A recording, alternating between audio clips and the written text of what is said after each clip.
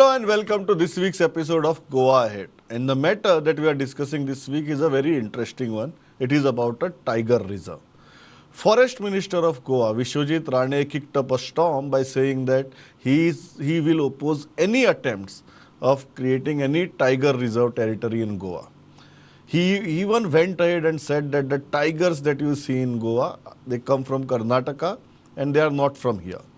So what are the different aspects of this controversy and what happens if a small state like Goa has one more reserve under the name of Tiger Reserve when we already have so many wildlife sanctuaries? What is the impact on local population? What is the impact on ecology? I am joined by two eminent panelists in the studio. I will be also joined by noted environmentalist Rajendra Kerkar in a short while. We are going to understand what this actually means for the state and a small state like Goa. I am joined by two panelists right now in the studio. First, I am joined by Rajesh Gaonkar, who is a Panch member from an area where we are talking about creating this tiger reserve or opposing this tiger reserve. And I am joined by senior journalist and editor of Goan Varta, Pandurang Gaonkar. Pandurang, I'll start with you. When you look at this issue, आपको क्या लगता है? मतलब एक तरफ tigers है जो protected species है, दूसरी तरफ गोवा जैसा छोटा राज्य है, लोग हैं जो फॉरेस्ट एरिया में रहते हैं. How are you looking at this issue and how complicated is this issue? Tiger का जो इशू है वो बहुत सेंसिटिव माना जाता है हमारे देश में, पूरे दुनिया में. लेकिन गोवा की जो ग्राउंड रियलिटी है वो बहुत अलग है और उसके लिए प्रोजेक्ट टाइगर या टाइगर का प्रोजेक्ट बनाने में मुझे लगता है ये सही नहीं है गोवा के लिए. क्यों ये मेरा स्पष्ट मत है. लेकिन wild life expert, forest minister, इनकी जो राय है वो उनकी इंडिपेंडेंट राय है और वो उनकी पर्सनल राय है. लेकिन मेरा ऐसा मानना है कि गोवा की जो भौगोलिक रचना है, अगर जोग्राफिकल एरिया जो उसकी देखी गई तो हमारे यहाँ 6 वाइल्ड लाइफ सेंचुरी और एक नेशनल पार्क है जिसकी लगभग 20% एरिया जो है गोवा की, वो 20% एरिया ऑलरेडी रिजर्व में है. और मेरे ख्याल से जितना है वो सही है और मुझे नहीं लगता कि टाइगर प्रोजेक्ट की या प्रोजेक्ट टाइगर की गोवा में ज़रूरत है. Will go to the final aspect. Rajesh ji, आपको क्या लगता है? आप उस प्रदेश से आते हैं जहाँ पे ये पूरी चर्चा हो रही है. आप लोग टाइगर रिजर्व का विरोध कर रहे हैं, क्यों? दरअसल हम किसी चीज़ का विरोध नहीं कर रहे हैं. हम विरोध कर रहे हैं, समझो एक थाली में अगर एक्सेस नमक डाल दिया तो एक्सेस नमक ही हमारा विरोध है. अभी जो मेरे साथी ने अभी बताया, गोवा जो है एक स्मॉल स्टेट है. लगभग अगर हम महाराष्ट्र का कोल्हापुर डिस्ट्रिक्ट अगर हम जोग्राफिकल एरिया कंपेयर कर दे तो एक डिस्ट्रिक्ट जैसा इतना ही क्षेत्रफल वाला प्रदेश है ये. और इस प्रदेश में ऑलरेडी जैसे मेरे पैनलिस्ट ने बोला है कि 20% लैंड ये पहले ही अभी ऑलरेडी रिजर्व हो गया है सेंचुरी के नाम पे या नेशनल पार्क के नाम पे. अभी जो इशू है, अभी जो टाइगर प्रोजेक्ट का इशू है वो वैसे तो अगर आ गया तो उस 20% एरिया में ही होने वाला है. अलग से एरिया उसका नहीं, अभी नहीं, एरिया ही नहीं है उसमें. तो टाइगर रिजर्व अगर चाहिए तो यहाँ आपको थोड़ा सा 20-25 साल पहले जाना चाहिए. क्या हुआ वहाँ 1999 में 1999 एग्जैक्ट फिगर 30 अप्रैल 1999 यहाँ अभी उस दिन में 2 propose wild life sanctuary declare हो गया additionally, Mahadev wild life sanctuary और नेत्रावली सेंचुरी. अभी उस डेट और हम 22 में है, लगभग 23 साल हो गए. उस सेंचुरी का जो प्रक्रिया जो प्रशासन ने शासन ने तो आदेश निकाल दिया, नोटिफाई कर दिया, लेकिन प्रशासन ने जो चीज़ें करनी चाहिए थी ना वो अब तक ग्राउंड में नहीं हुई. क्या करनी चाहिए थी? अगर आप समझो एक एरिया नोटिफाई कर रहे हो और उस एरिया में जंगल है और जंगल में रहने वाले प्राणी भी है और वहाँ की जनजातियाँ जो हम वहाँ के अभी ट्रेडिशनली ड्वेलर्स भी हम बोलते हैं उसको, उनकी भी हम वहाँ पोजीशन है, सालों से है, सदियों से है. तो वहाँ ये दोनों को बराबर न्याय मिलना चाहिए था. ये तो बात थी. 99 से आज तक जो आप कह रहे हैं कि लोग वहां पहले से रह रहे थे, वाइल्ड लाइफ सेंचुरी बाद में बनी. हाँ, सदियों से रह रहे हैं. यहाँ का जो एग्जिस्टेंस है वो पुर्तगीज रेजिम से पहले का ही एविडेंसेस है। यहाँ हमारे जो गांव का मंदिर है वो हजारों साल का इतिहास दे देगा आपको। आपको क्या लगता है क्या नहीं हुआ इन 23 सालों में? हाँ, ये 23 साल में एक नई चीज़ हो गई, जो शासन ने आदेश निकाला लेकिन प्रशासन ने उस पर अमल नहीं किया।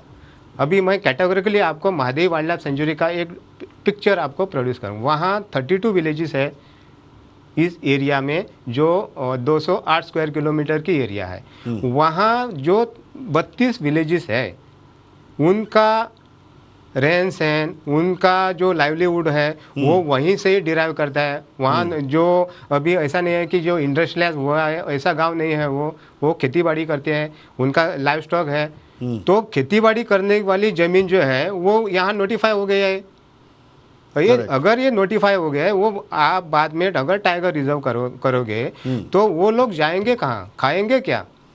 तो क्या होगा, मतलब जब टाइगर रिजर्व होता है हाँ, तो क्या होता है ऑन ग्राउंड, क्या होता है? मतलब आपने ये तो कह दिया कि there is a land, there is a wild life sanctuary, और अगर टाइगर रिजर्व बनना है तो उसी वाइल्ड लाइफ सेंचुरी में बनना है। अगर वो उसी वाइल्ड लाइफ सेंचुरी में बनना है तो what is the difference between a wild life sanctuary that we have right now and what is going to be different if it is converted into a tiger reserve? सच पूछो तो Mahadev wild life sanctuary हम आज बोल रहे हैं, लेकिन technically वो अभी भी प्रपोज वाइल्ड लाइफ सेंचुरी है। Final notification that is technicality, नहीं, but for general public, for general हाँ, public what will be the difference? आज वाइल्ड लाइफ सेंचुरी है, कल अगर टाइगर रिजर्व बन गया तो क्या फर्क पड़ेगा? हाँ, फर्क पड़ेगा। अगर आपने टाइगर रिजर्व नोटिफाई किया तो ये जो लैंड है वो टोटल फ्रीज हो जाएगा, टोटल लैंड फ्रीज हो जाएगा।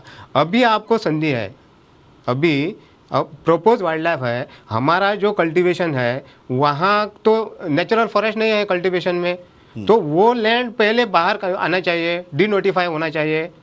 अगर ये डी नोटिफाई होता है तो जो बचता है वो प्योरली फॉरेस्ट लैंड बचेगा। वहाँ प्रॉब्लम नहीं है, किसी को प्रॉब्लम है, गाँव के लोगों को भी प्रॉब्लम नहीं है। प्रॉब्लम आप क्रिएट कर रहे हो, जो रॉन्गफुल जो चीज़ें आप कर रहे हो। पहले आपने वहाँ का जो प्रैक्टिकल ग्राउंड रियलिटी है वो डिपिक्ट नहीं किया है। कितना फॉरेस्ट लैंड है नोटिफाइड एरिया में, प्रपोज वाइल्ड लाइफ में, कितना कल्टिवेबल लैंड है, कितना लोगों का वहाँ घर है, कितना लाइव स्टॉक है, ये डिमार्केशन नहीं हुआ है। यही तो पहले करना है, ये आप पहले करो। जो कल्टिवेटेड लैंड है वो वहाँ से डी नोटिफाई करो। अभी संधि है, अभी हम 18C में, सेक्शन 18C में। आप लोग पर्यावरण के खिलाफ नहीं है या वाइल्ड लाइफ सेंचुरी के खिलाफ नहीं है, आप कह रहे हो कि डिमार्केट करो, जो लोकवस्ती है वो डिमार्केट करो, जो फॉरेस्ट लैंड है वो डिमार्केट करो, और उसके बाद आप निर्णय ले लो। वही तो चीज़ है। वहाँ के लोगों का यही कहना है कि हमारे पोजीशन में सदियों से जो ज़मीन है, जो हमारे दादा परदादा ने उसको जो कल्टीवेशन कर रखा है, वो आप वैसे ही मत निकालो और फॉरेस्ट लैंड में डिक्लेयर मत करो। क्योंकि आप गोवा में समझो, अभी आपने बताया 20% लैंड जो है वो अभी रिजर्व हो गया। आप कहाँ हमको we'll go to the details, but Pandurang ji, it's very interesting. There are two aspects now. One aspect where environmentalists are saying that tiger is a very sensitive issue. It is not only that this is a tiger corridor, but they are also claiming that these are resident tigers. And as resident tigers, they need to be protected. On the other side, there are human settlements in the wildlife areas. And the human settlers are saying that kindly demarcate our land. If you don't do that, then हमारी ज़मीन ना हमारी रहेगी, हम वहाँ ना कुछ कर पाएंगे और हमें वहाँ से हटना पड़ेगा। How are you looking at this issue? सबसे पहले मैं एक बात क्लियर करना चाहता हूँ कि हमारे जो लोग हैं वहाँ के, अगर वो उनका पूर्वजों का अगर हिस्ट्री आपने देखा तो वो सच्चे वाइल्ड लाइफ प्रेमी अगर कोई है तो वो गांव में रहते हैं। वहाँ का आप सीक्रेट ग्रोव उसका जो हिस्ट्री आपने देखा तो वहाँ पेड़ों की पूजा की जाती है। आज भी ये संस्कृति, ये कल्चर गाँव में है, और हमारे गांव के लोगों ने ही, वहाँ के जो ग्रामीण जो लोग हैं उन्होंने ही आज तक वो जंगल और ज़मीन अपनी संभाली हुई है, और उनका बहुत अच्छी तरह से ध्यान रखा जाता है, कल्टीवेशन किया जाता है। ये जो आरोप बार बार होता है कि हम वाइल्ड लाइफ के खिलाफ है, मुझे नहीं लगता कि गोवा में ऐसा कोई है जो वाइल्ड लाइफ के खिलाफ है। हमारी मांग ये है, जैसा कि राजेश जी ने कहा कि 23 साल पहले जो वाइल्ड लाइफ सेंचुरी आपने डिक्लेयर की थी उसका आज तक सेटलमेंट नहीं हुआ, वो इश्यू सेटल नहीं हुआ है। ना ही किसी को आपने कॉम्पनसेशन दिया है और ना ही अभी तक लैंड एक्वायर की गई है, कुछ नहीं हुआ है। तो हम पहले चाहते हैं कि पहला सरकार ये सब चीज़ें सेटल करे, ठीक से हैंडल करे, उसके बाद ये सब इशू आते हैं। लेकिन पार्टनर क्वेश्चन ये है कि आज वाइल्ड लाइफ सेंचुरी है, let us, there are two aspects of this. Number one, it is a wild life proposed और whatever, for all technical purposes it is a wild life sanctuary, and उससे अभी tiger reserve carve out करने की बात हो रही है। आप मुझे ये बताइए अब क्या प्रॉब्लम हो रहा है उन लोगों को जो वाइल्ड लाइफ सेंचुरी में रह रहे हैं, और अगर टाइगर रिजर्व बन गया तो क्या प्रॉब्लम होंगे? टाइगर रिजर्व बनने से मेरे ख्याल से कोई भी वाइल्ड लाइफ एक्सपर्ट इससे बहुत अच्छी तरह से बात करेगा, और इन लोगों ने स्पेसिफिकली इस पे क्लैरिफिकेशन देना चाहिए कि ये टाइगर रिजर्व के रूल्स क्या होते हैं और उसके जो रिस्ट्रिक्शंस होते हैं वो क्या होते हैं। जितना तक मैं जानता हूँ कि वाइल्ड लाइफ के लिए ये हमारे गोवा में, जैसा कि हमने कहा कि हमारा एरिया बहुत छोटा है, तो 1-1.5 किलोमीटर का 1 किलोमीटर का बफर जोन बनाया हुआ है। टाइगर प्रोजेक्ट टाइगर जब आता है तब उसका कोर जोन और बफर जोन, ये दोनों बातें रहती है, और उसके रिस्ट्रिक्शन बहुत रहते हैं।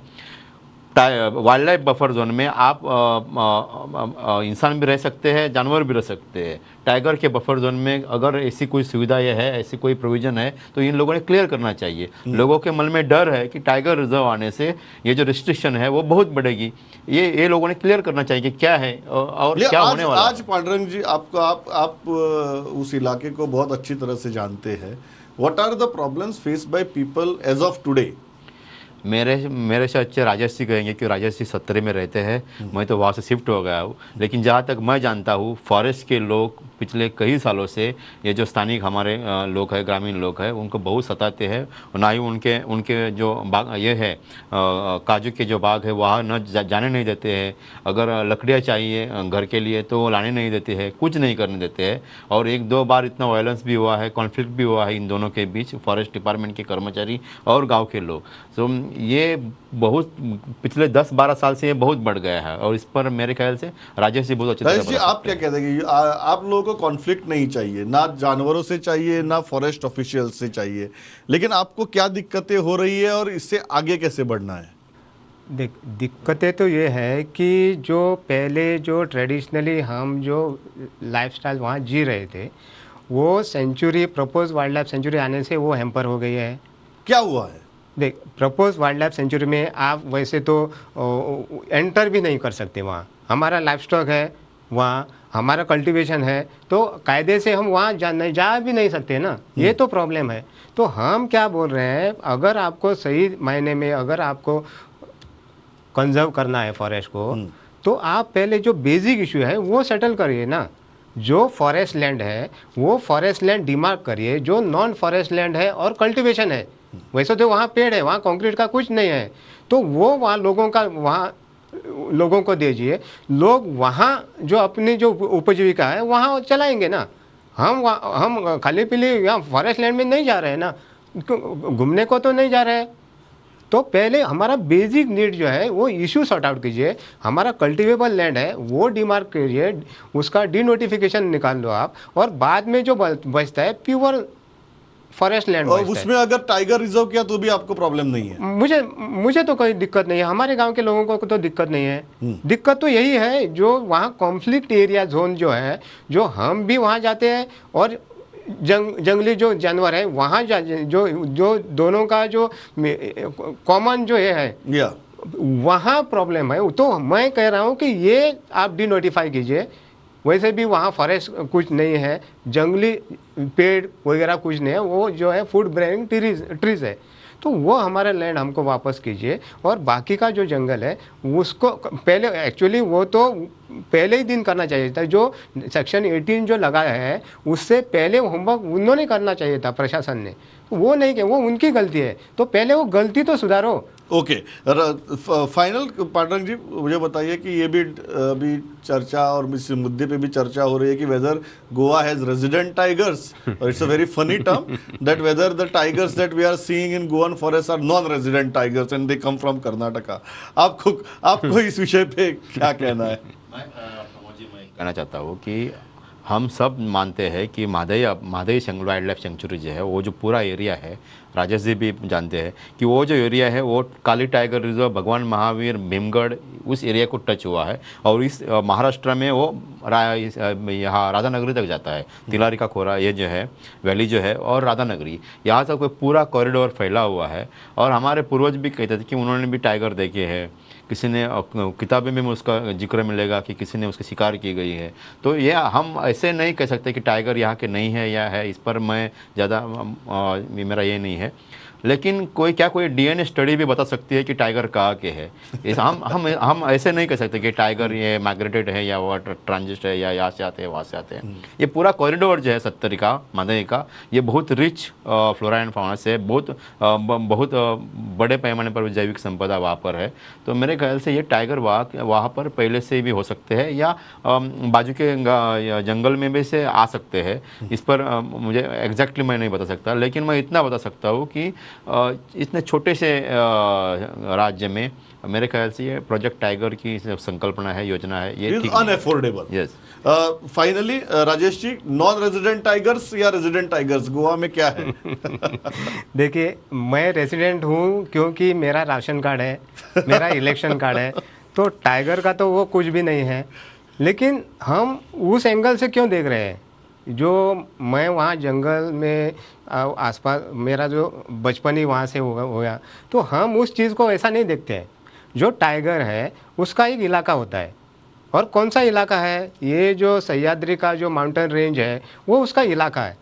तो हम उसको बांट रहे हैं, गोवा का या कर्नाटक का। Tiger doesn't know about the state हाँ, बाउंड्रीज। वो उसका इलाका तो वो जो पर्वतरांग जो है, हाँ, जो हम सह्याद्री का That जो entire mountain है, वो पूरा इलाका जो है वो सब That's जंगल very में interesting. Tiger doesn't know about the state boundaries. It is we who are trying to fit him in the state boundaries. So very, very interesting. And one that lighter note is a very, very serious issue.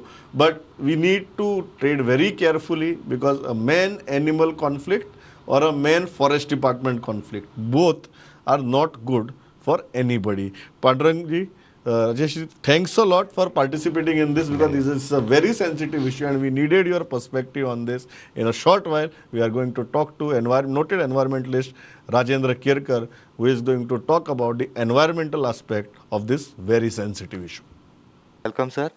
Sir, we know just few days back the forest minister Vishwajit Rane, who is MLA of this area also, said that there is no need of tiger reserve in Goa. What do you want to say on that? Tiger reserve is the need of the hours, and all over the country we have the chain of tiger reserve. And if you look at the Telangana and Andhra Pradesh, the classic example I will cite here of the Sri Sailam Tiger Reserve. So Sri Sailam Tiger Reserve is equivalent to the size of the area that constitute the state of the Goa. So Goa has the area of 3,702 square kilometers. So the area of the Sri Sailam Tiger Reserve is more or less same like the whole of the Goa. The whole of the area is protected, and that is why today, you know, the Telangana state and the Andhra Pradesh, both these states are getting drinking water, irrigation water, mainly because of the forest protected in the name of the Mallikarjun god in Sri Sailam. So unless and until you provide utmost protection, the legal protection to the forested area, it is highly impossible in democratic country like India to protect the water resources. So when we look at the Goa, you can see that the 43% of Goa population get water through the single river, that is Mandavi, which is called as Madai in Sattari Taluka. And the most of the tributaries of this river, you can take the case of the Khandepa river, which is called as Dudhsagar river. It originates in the Western Ghat area of Karnataka in Kali Tiger Reserve. So Karnataka converted the Dandeli sanctuary into Tiger Reserve, and that is why you can see a beautiful, the majestic waterfall of the Dudhsagar. So gift of the Karnataka to Goa is the Dudhsagar waterfall. So whatever water which is coming through the forest of Karnataka, right from Degaon, Gawali area, that is the gift of the Bhimgad Wildlife Sanctuary to Goa. So when we have two important legally protected area in Karnataka and another tiger reserve, Kai Reserve on the border touching the Madai Wildlife Sanctuary next to the Karanzola village and to the Netravali Wildlife Sanctuary. According to me, if we fail to protect the Madai Wildlife Sanctuary, and I am requesting Goa government that they should consider the request of the Tiger Reserve, because I am not telling them that 208 square kilometer that is notified in 1999 as a wildlife sanctuary to be given the status of the Madai Tiger Reserve. Some areas they can keep as a buffer zone or keep the area for the free movement of the people. As per my knowledge and as per the prevailing rules and regulations of the Tiger Reserve or the wildlife sanctuary, those people who are residing inside the sanctuary, they will not be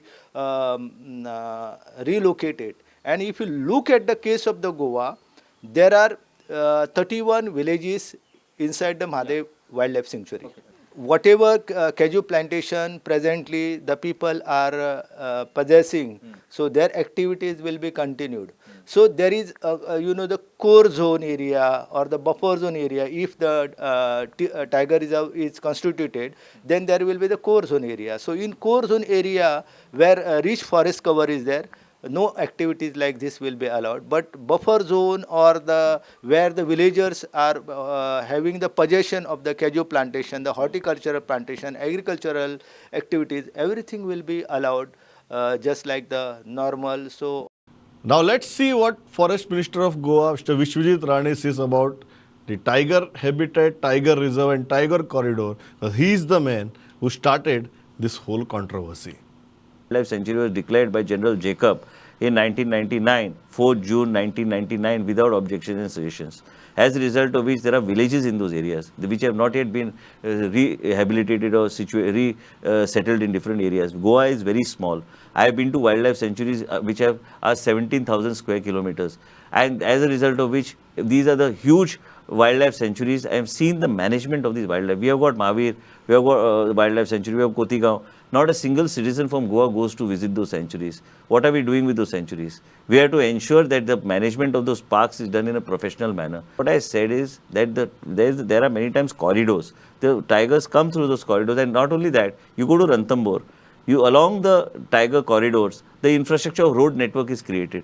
I talked to several forest field directors, park directors, understand how the forest is done, management of the park is done, movement of the tigers. Like when one tiger is taken from when the density increases and put there, then how does he get adjusted to that particular habitat?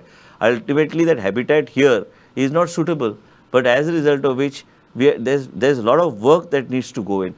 My challenge here is that I know there's a lot of people have different views on what I am saying, but then I have to look at the interest of the people of my constituency and people situated in the Western Ghat, because there's a lot of fear. They feel that wildlife sanctuary came, they had a lot of problems. They feel if the tiger reserve comes, that they'll have major problems. Let me tell you, there are a lot of issues pertaining to core and buffer, and there are a lot of layers there to the tiger reserve. Whether Goa has that type of space. Second thing, no file on my table has come pertaining to that. Even if a census has to be done, it's totally different from a survey. And even if a survey is done, we will bring some retired officials. There is a natural corridor in the Western Ghat. Movement of tiger is always along that corridor. That is how it is established. Many times when I use the word transitory, people try to say there cannot be that word cannot be used in terms of the terminology of the tiger and movement of the tiger. I am not a new person. I spend a lot of time on wildlife. I am a person who sits in these sanctuaries and understands what's happening there. I am not come suddenly from top and become forest minister and making this statement. People's interest, सगळ्यात पहिली लोकांचो interest म्हाका protect करूंक जाय. People and the forest department and the people have to coexist. We are completely out of time. That's all for today. Keep watching. Go ahead.